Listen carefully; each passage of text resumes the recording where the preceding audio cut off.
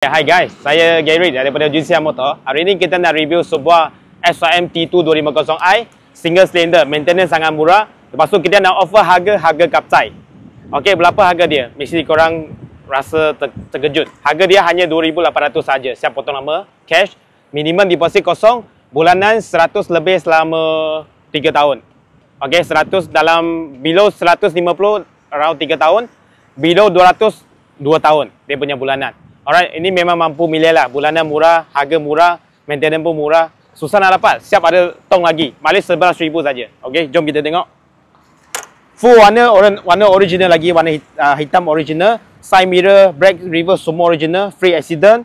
Nombor pun lawa, MCC 6211. Saiz tayar depan 170/17. Okey, so single disc depan lah.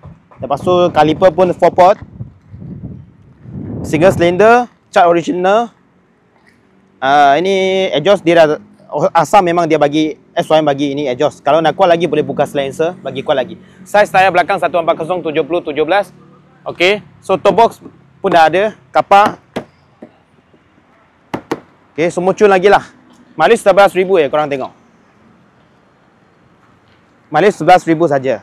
Ada gear indikator petrol. So ini water battery. Lepas tu korang boleh check pernah laju berapa. Ini motor pernah laju 102. Tapi boleh pergi lagi.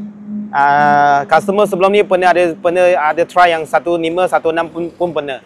So kalau korang beli, korang bawa laju berapa yang max record yang korang dapat, dia akan mention dekat sini.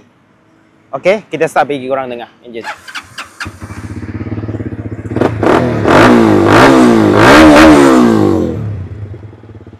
Alright, so sesiapa kalau yang berminat SYM T2 250i ni, boleh PM kita.